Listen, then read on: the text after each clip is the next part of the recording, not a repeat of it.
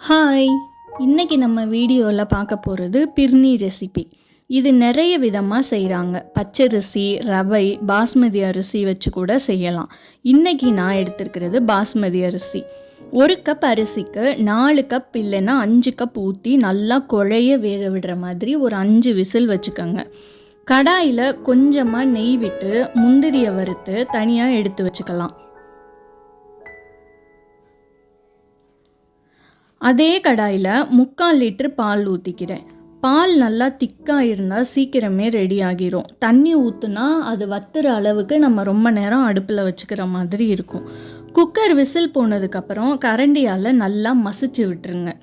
இந்த ப்ராசஸ் கஷ்டமாக இருந்தால் அரிசியை 1/2 மணி நேரம் ஊற வச்சுட்டு மிக்ஸி ஜாரில் ரவை பதத்துக்கு அரைச்சிட்டு டைரெக்டாகவே பாலில் சேர்த்துடலாம். இப்போ வேக வச்ச அரிசியை சேர்த்து கட்டி இல்லாமல் மிக்ஸ் பண்ணி விட்டுருங்க. இப்போ கரெக்டாக 1/4 மணி நேரம் ஆகியிருக்கு. ஓரத்தில் இருக்கிறது எல்லாம் எடுத்து விட்டுருங்க. பால் ஓரளவுக்கு சுண்டி வந்ததுக்கப்புறம் வாசத்துக்கு 3 ஏலக்காயை தட்டி சேர்த்துருக்கேன். ஸ்வீட்டுக்கு 1 கப் சர்க்கரை சேர்த்துருக்கேன். உங்களுக்கு தேவைப்படுற ஸ்வீட்டுக்கு ஏற்ற மாதிரி அட்ஜஸ்ட் பண்ணிக்கோங்க. சர்க்கரை கரைஞ்சதுக்கப்புறம் வறுத்த முந்திரியை சேர்த்து கலந்து விட்டுட்டு ஆஃப் பண்ணிடுங்க. எங்கள் வீட்டோட ஃபேவரட் ரெசிபி இது. நீங்களும் ஒரு தடவை ட்ரை பண்ணி பாருங்கள்.